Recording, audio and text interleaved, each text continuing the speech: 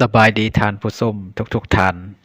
มื้อนี้แอดมินจะมาเล่าเหตุการณ์เรืออับปางหรือว่าเรือล่มอยู่ลำแม่น้ำคองแขวงหลวงพระบางเนาะซึ่งเป็นเรือโดยสารระหว่างแขวงที่มาล่มตั้งแต่วันที่18ธันวาคม2025เนาะที่ว่าอยู่ที่เมืองปากโอเนาะแขวงหลวงพระบางชื่อว่าเขาเอิ้นว่าแกงเลือกเนาะแกงเลือกห่างจากเทศบาลแขวงหลวงพระบางไปทางเหนือก็ประมาณ20กิโลเมตรเนาะประมาณนั้น ซึ่งว่าเหตุการณ์ดังกล่าวหั้นเนาะที่ว่าในเวลา9:30 นาทีของวันที่18ธันวาคม2025ได้มีเรือโดยสารเนาะหมายเลขทะเบียนที่ว่าอส0120ออกสื่อเท่าเคนอยู่บ้านแก่งห้างใหญ่เมืองจอมเพชรแขวงหนองขวางบางเนาะรับแขกจากเมืองปากแบงแขวงอุดมไส้เนาะเดินทางมาส่งผู้โดยสารอยู่ท่าเรือบ้านดอนไม้นครหลวงพระบางแขวงหลวงพระบางเมื่อเดินทางมาฮอดระยะเวลาเนาะ15:45 นาทีของวันเดียวกันหั้นเนาะเรือลำดังกล่าวได้ลงมาฮอดแก่งเลือกเนาะที่ว่าเขตกองทำติงเนาะกองทำติงถ้าว่าท่านผู้ชม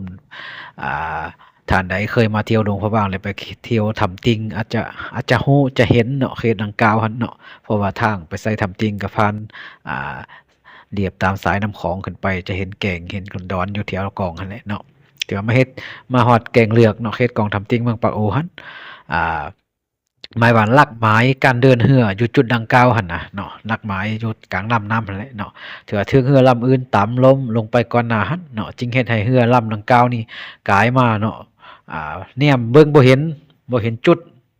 เรือไปหรือว่าบ่เห็นเส้นทางมันไปหั่นแหละบ่สามารถกะระยะทางในการฝ่าเรือลงมาได้เนาะบ่สามารถกะระยะทางถือว่าเฮ็ดให้เรือเนาะเข้าไปไกลฝั่งเนาะไกลตาฝั่งเกินไปแล้วไปต่ำใส่ก้อนหินอยู่พื้นน้ำเนาะก้อนหินมันยามนี้มันน้ำแห้งเนาะเฮ็ดให้โงนหินฟุเฮ็ดให้โงนหินอยู่สูงว่าซะเนาะอยู่สูงหลังจากนั้นหลังจากต่ำแล้วก็เรือหั้นก็เริ่มจมลงหั่นแหละเนาะเริ่มจมลงทีละเล็กทีละน้อยเนาะทีละเล็กทีละน้อยเนาะหมายความว่าหลังจากทราบเหตุการณ์ดังกล่าวหั้นน่ะเนาะอำนาจการปกครองแขวงนครบางโดยเฉพาะกับภาคส่วนที่เกี่ยวข้องหั่นแหละเนาะเกี่ยวข้องกับสมาคมเรือหั่นแหละเนาะสมาคมเรือหลวงพระบางสมาคมเรือปากโอและภาคส่วนอื่นๆเนาะก็ได้เข้าไปช่วยเหลือทันทีหั่นแหละเนาะนำเสนออุปกรณ์รถบ่เรือหรืออื่นๆเนาะที่สามารถช่วยเหลือได้หั่นเด้เนาะ ที่สามารถช่วยเหลือได้ที่เข้าไปช่วยเหลือทันทีเนาะเพื่อเอาคนออกจากเรือหั่นเนาะเพื่อเอาคนออกจากเรือหั่นหมายว่าหลังจากช่วยเหลือหมดแล้วเนาะที่ว่ามีการสังรวมผลเสียหายเนาะกฎการรายชื่อมันหยังต่างๆหั่นเนาะที่ว่ามีผลเสียหายหนึ่งเนาะหมายความว่าจำนวนผู้โดยสารที่ขึ้นอยู่ต้นทางนับแต่เมืองมาแต่เมืองปากแบงแขวงอุดมไส้หั่นแหละเนาะเดี๋ยว125คนเนาะ125คนในนั้นเป็น ผู้โดยสารชาวต่างประเทศถือว่า118คน คนลาว7คนเนาะแล้วก็จำนวนลูกเรือเนาะที่ว่าท้ายเรือท้ายหยังหั่นแหละจำนวน3คนเนาะเอ่อนอกจากนั้นเนาะนอกจากจำนวนผู้โดยสารที่ขึ้นอยู่ต้นทางแล้วเนาะยังมีผู้โดยสารที่ขึ้นอยู่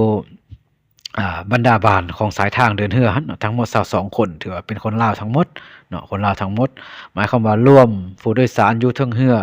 เนาะทั้งหมดทั้งลูกเรือทั้งหยังหั่นแหละรวม147คนเนาะ147คนเนาะอ่า147คนแล้ววันนี้เนาะถือว่าผ่านการกวดการายชื่อต่างๆเนาะรายชื่อตัวจริงที่ว่าเวลาขึ้นเรือลงเรือหั่นน่ะเนาะที่ว่าสามารถสรุปได้ว่าเนาะผู้โดยสารต่างประเทศหั่นเนาะที่ว่าสามารถ118คนถือว่าจำนวนครบถ้วนเนาะถือว่าครบถ้วนถือว่าเห็นอย่างครบถ้วนแล้วก็ผู้โดยสารคนลาวก็19คนเนาะ19คนก็แล้วก็มีจำนวนนายเรือหั่นแหละเนาะนายท้ายเรือแล้วก็บรรดาผู้โชเฟอร์เรือหั่นแหละเนาะจำนวน3คนบัดนี้แล้วคนลาวหั่นเนาะถือว่าบ่พบเห็น3คนถือว่าเสียชีวิตทั้ง3เนาะถือว่าเป็น3แม่ลูกว่าซะเนาะ3แม่ลูก3แม่ลูกเนาะชื่อว่าแม่ชื่อว่านางปานีเฮอ เนาะนางปณิเฮออยู่บ้านโคกแอกเมืองคงสาแขวงสัญญบุรีแล้วก็อีกลูกน้อย2คนถือว่าได้จมน้ำเสียชีวิตไปเนาะภาคส่วนที่เกี่ยวข้องก็ได้พยายามสอกหาแล้วก็สามารถพบเห็นศพเนาะแล้วก็ได้นำส่งครอบครัวทำพิธีทางศาสนาไปที่เรียบร้อยแล้วเนาะแล้วก็ชวนว่า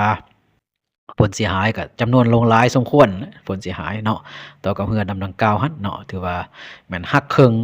หักครึ่งเลย จมลง